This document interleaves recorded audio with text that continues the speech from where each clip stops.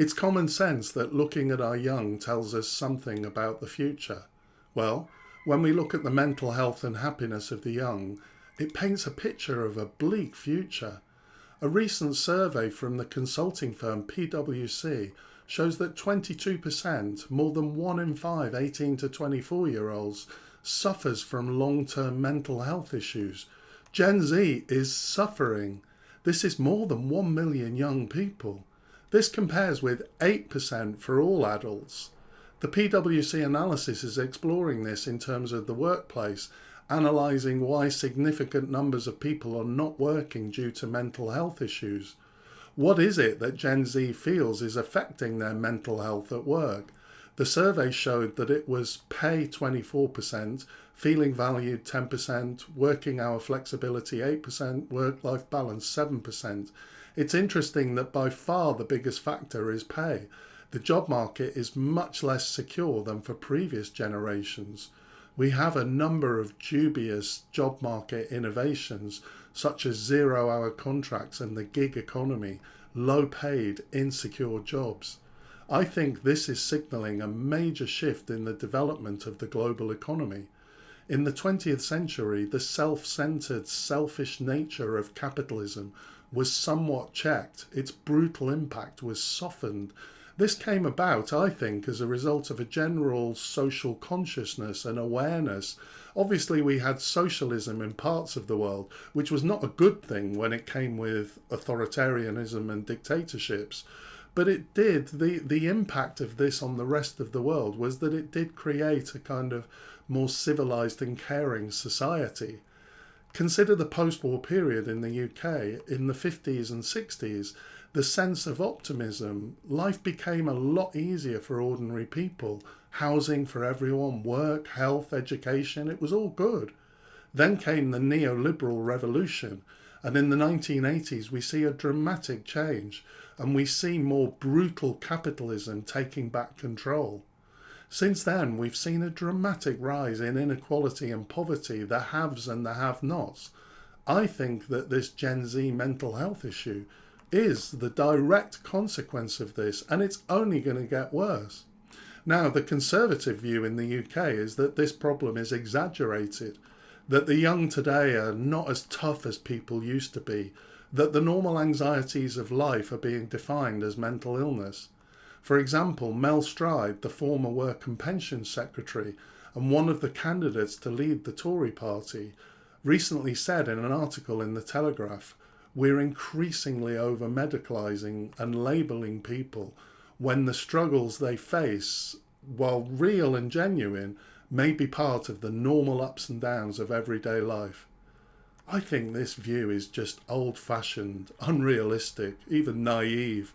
It's pining after the good old days. Historically, of course, there was a culture of stoicism. Accept your station in life and get on with it. I think we've actually moved forward from that, and it's impossible to go back there. This old-fashioned view would identify social media as a cause of unhappiness in the young. To one extent, I actually agree, but not because of addictive, compulsive use or doom scrolling, but rather the young have much better access to information than any previous generation.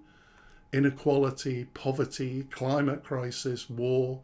Reality is all much more in the face of the young, and there's no prospect of this reality changing for young people. One important point to make here is that this isn't just about inequality and poverty. I think even rich kids are suffering too.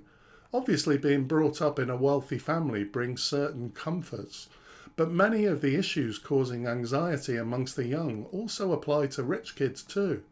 Materialism, consumerism, perfectionism, winners and losers. Capitalism is brutal for everyone, even the rich. That's why we need an alternative economics, which is something that I often keep talking about. So much for Gen Z. What about the next generation? I wasn't sure what the next generation is called, so I googled it and learned something new. The next generation is Generation Alpha. According to a recent report by the Children's Society, happiness of children in the UK is declining. This chart shows the trends since 2010.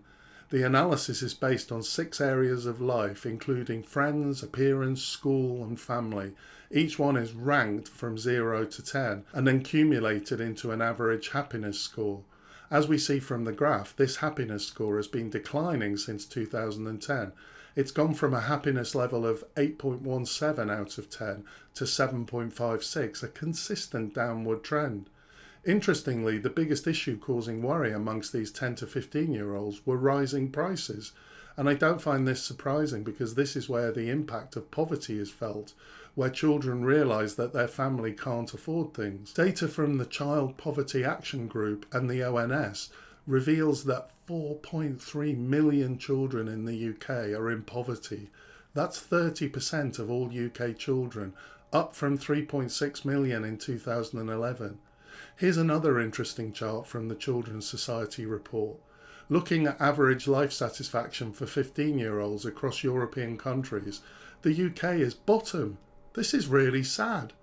A recent article in The Guardian said that 500 children a day are referred to mental health services and that this is twice pre-COVID levels. And the Children's Society says that 28% of these children, 270,000 children that are referred for mental health support, are still on a waiting list. So in terms of what comes after Gen Z, Generation Alpha, there are already strong indications of growing mental health issues. What is happening to our country? This seems like a time bomb. The economic system is failing to produce a fair and just economy and society. The situation is dire. The new Labour government's tinkering with a few policies is not going to cut it. It's crucial that we totally reassess our economic system and social frameworks and that we seek alternative approaches. Let's prioritise mental health. Let's prioritise equality and a more stable, compassionate society. I hope you found this information useful. If you did, please consider liking and subscribing. I'd be really grateful for that. Thanks for watching and I'll see you next time.